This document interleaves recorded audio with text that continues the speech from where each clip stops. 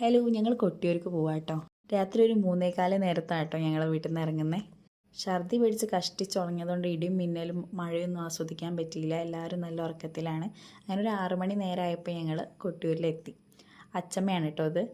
ഇവിടെ എത്തിയ main interesting ആയിട്ടുള്ള കാര്യം പുഴയിൽ മുങ്ങി കല്ലെടുത്ത് വരുത്തുന്നതാട്ടോ. ഇപ്രാവശ്യം പുഴയിൽ വെള്ളം കുറവ് പോലെ തോന്നി. അങ്ങനെ ഞങ്ങൾ കൊട്ടിയൂർ എത്തി. നമുക്ക് മുങ്ങിയിട്ട് വരാം.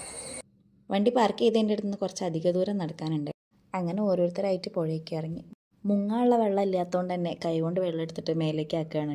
എന്തായാലും മൊത്തം നനഞ്ഞുണ്ട്. അങ്ങനെ ഇവിടെ മുങ്ങാൻ സ്ഥലമില്ല, കുറച്ച് അപ്പുറത്ത് പോയി ഒക്കെ അറിഞ്ഞാണ്ട് ഞങ്ങൾ രണ്ടാളും കൂടി അപ്പുറത്തേക്ക് പോയി നോക്കി.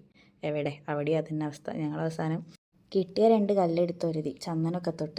അങ്ങനെ പിന്നെ എല്ലാവരും ഒരിക്കലും തൊടലും അങ്ങനെ ക്യൂ നിൽക്കാൻ പോയി. 2-2.5 മണിക്കൂറിൻ്റെ അടുത്ത് ക്യൂ ഉണ്ടായിരുന്നു.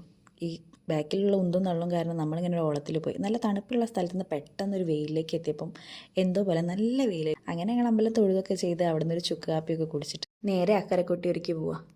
അതിൻ്റെ ഇടയ്ക്ക് ആൽമരം കണ്ട് കല്ലട്ടിക്ക് വെച്ചിട്ട് നേരെ ഒരു ചായക്കടയ്ക്ക് കയറി. അവിടെ നിന്ന് ഒരു മസാല ദോശ കഴിച്ചു. ഒരു വശത്തിന് പറ്റാത്ത മസാല ദോശയായിരുന്നു കേട്ടോ. രാവിലെ തന്നെ അത് കഴിച്ചുകൊണ്ട് ഭയങ്കര ക്ഷീണം ഉണ്ടായിരുന്നു. അതൊക്കെ കഴിച്ച് അവിടെ നിന്ന് ഇറങ്ങി. കൊട്ടിയൂർ വന്നാൽ പിന്നെ ഓടപ്പൂ മസ്റ്റാണല്ലോ. അങ്ങനെ ഞങ്ങൾ ഓടപ്പൂവൊക്കെ വാങ്ങി നേരെ അക്കരെ കൊട്ടിയൂരിലേക്ക്.